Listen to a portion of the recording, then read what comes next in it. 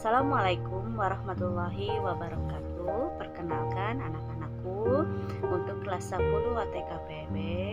Di sini Ibu akan memperkenalkan diri ya.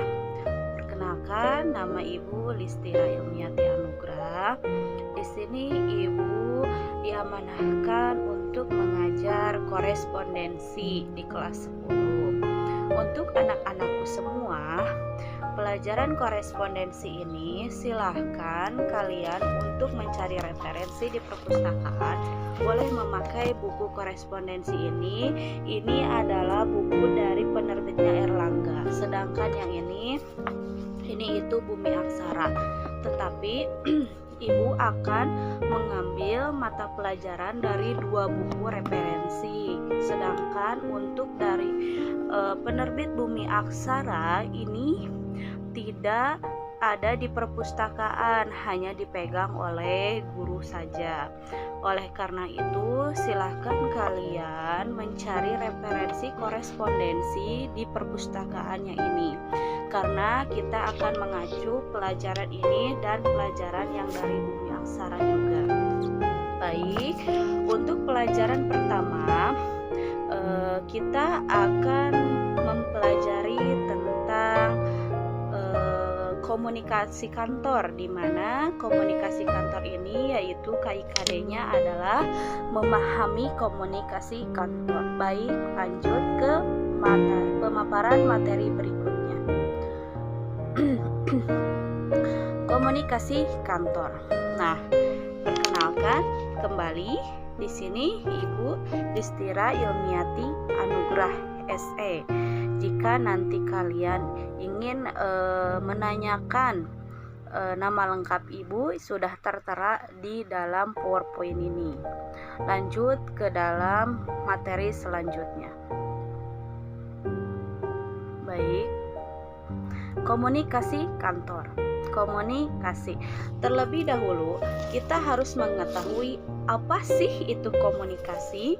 Tentu saja di sini kita akan jelaskan bahwa komunikasi ialah kata atau istilah komunikasi dari bahasa Inggris, di mana bahasa Inggrisnya yaitu communication. Secara etimologis atau menurut asal katanya adalah dari bahasa Latin, yaitu communicatus, dan perkataan ini bersumber pada komunis. Dalam kata komunis ini memiliki makna berbagi atau menjadi milik bersama, yaitu suatu usaha yang memiliki tujuan untuk kebersamaan atau kesamaan makna. Jika diartikan, namun komunikasi yang ada di dalam kantor maupun di dalam suatu organisasi, komunikasi ini disebut dengan istilah kata hubungan, yaitu office communication. Ya, artinya di mana hubungan antara pegawai dengan pegawai lainnya. Lanjut ke materi berikutnya.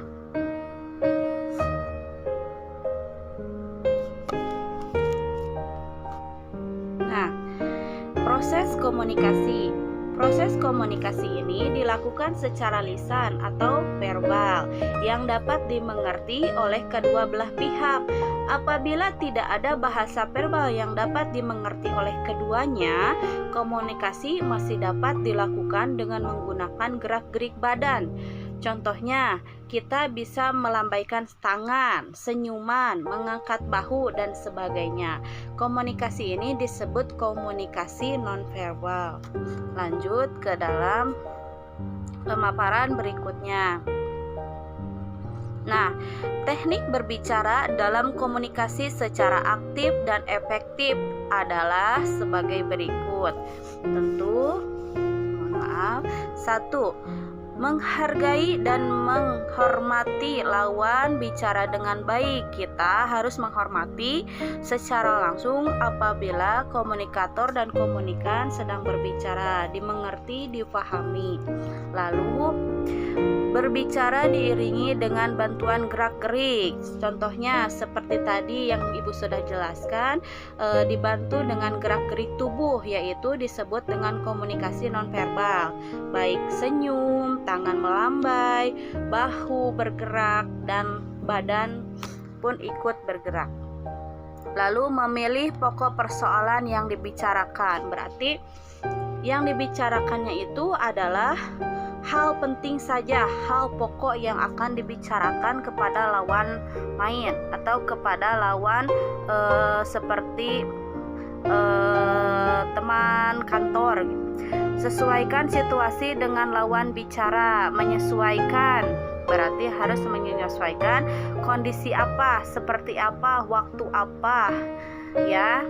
Lalu menanggapi setiap reaksi, saran atau usul dari lawan bicara. Lanjut kepada materi berikutnya. Prinsip-prinsip berbicara yang perlu dipelajari. Nah, hal ini sangat penting karena di sini ada prinsip berbicara efektif, yaitu berbicara seperlunya, menggunakan bahasa Indonesia yang baik dan benar.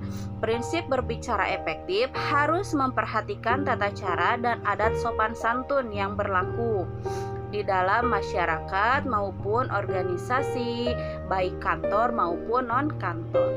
Kata, cara, adat, dan sopan santun yang berlaku di dalam masyarakat agar dalam pembicaraannya dapat berjalan dengan lancar. Berbicara yang efektif akan menghasilkan buah pikiran yang positif untuk memecahkan permasalahan dalam pergaulan antar manusia. Lanjut ke materi berikutnya. Prinsip agar berbicara efektif, ya. Satu, memberikan kesempatan bicara pada lawan bicara. Jadi kita harus memberikan waktu untuk mereka berbicara pendapatnya masing-masing. Kedua, menata pergantian secara sopan. Ketiga, adanya berbicara dengan jelas, mudah dimengerti, dan jangan berisik, ya. Keempat, adanya suatu penghayatan pokok, menghayati atau menghayati pembicaraan yang akan disampaikan oleh komunikan kepada komunikator. Lanjut, teknik berbicara yang efektif dapat dilakukan sebagai berikut, yaitu menarik napas dalam-dalam sebelum berbicara. Kedua, mengatur volume bicara agar lebih keras dari biasanya. Jadi, jangan terlalu lantang jika sedang berbicara dengan atasan maupun dengan pegawai. Lalu, menggunakan kata-kata sehari-hari. Berarti bukan bermaksud untuk sompral, tetapi menggunakan kata sehari-hari ini yaitu menggunakan kata baik dan sopan. Lalu tunjukkan pandangan ke seluruh pendengar. Lanjut materi berikutnya. Komunikasi dibagi menjadi 3 bagian, yaitu komunikasi formal, komunikasi non-formal, dan komunikasi non-formal. Nah, baik, untuk materi berikutnya, komunikasi menurut aliran informasi. Nah, bisa dijelaskan untuk komunikasi satu arah atau simplex, komunikasi ini yang berlangsung satu pihak atau disebut one way communication. Yang kedua yaitu komunikasi dua arah atau bisa disebut dengan two way communication, di mana komunikasi yang berlangsung dua arah dan bersifat timbal balik. Lanjut ke materi berikutnya. Sarana komunikasi. Nah, untuk sarana komunikasi kantor, tentu di sini kita harus menggunakan telepon karena karena sarana komunikasi ini sangat baik bagi semua kalangan. Kedua, adanya suatu surat. Berarti kalau di sini sebutnya bukan sarana komunikasi digital, tetapi menggunakan surat. Lalu telex. Keempat, adanya faksimiles. Kelima adalah email ya, atau electronic mail. Lanjut. Mungkin cukup sekian materi yang Ibu sampaikan. Apabila materi kurang dipahami, mohon maaf. Lalu untuk materi yang komplit, nanti kalian silahkan untuk mencari referensi korespondensi yang diterbitkan oleh Erlangga Kalian silahkan cari di perpustakaan korespondensi ini. Silahkan kalian resume untuk bab 1. Disarankan untuk peminjaman buku itu satu anak minimal 5 orang karena bukunya sangat terbatas ya. Mungkin cukup sekian. Wabillahi taufiq wal hidayah. Wassalamualaikum warahmatullahi wabarakatuh.